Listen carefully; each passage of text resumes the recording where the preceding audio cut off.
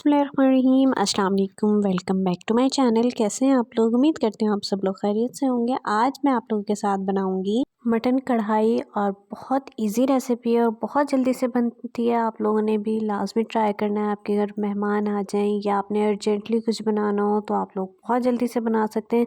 चलिए चलते हैं, बिस्मिल्लाह पढ़ के रेसिपी स्टार्ट करते हैं। हमने 2 चम्मच जिंजर गार्लिक का पेस्ट लेके और उसे हमने घी के अंदर अच्छे से भून लेना है और उसको भून के हमने उसके अंदर थोड़ा सा ज़ीरा ऐड करना है और उसे भी भून लेना है।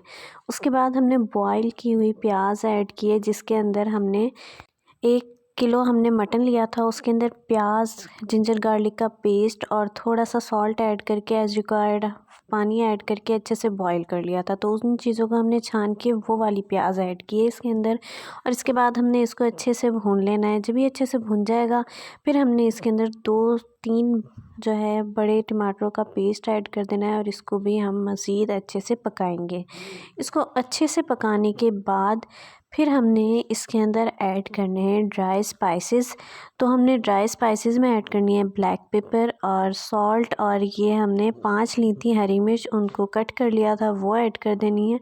और उसके बाद हमने इसके अंदर थोड़ा सा भुना पिसा धनिया ऐड कर देंगे। आप लोगों को स्पाइसेस ज़्यादा चाहिए हों तो आप इसके अंदर रेड चिली पाउडर भी ऐड कर सकते हैं।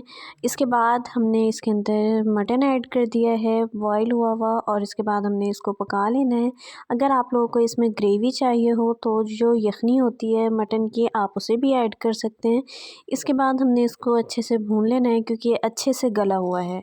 इसके बाद इसको भूनने के बाद इसके ऊपर हमने हरी मिर्च ऐड कर देनी है। अगर आप लोगों के पास हरा धनिया हो वो ऐड कर दीजिएगा और अदरक भी ऐड कर सकते हैं।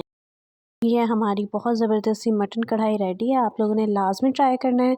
उम्मीद करती हूँ रेसिपी आपको पसंद आई होगी। तो वीडियो को लाइक कर दीजिएगा, चैनल को सब्सक्राइब कर दें। इंशाल्लाह मिलते हैं न्यू वीडियो में, तब तक के लिए अल्लाह हाफिज़। दुआ में याद रखिएगा।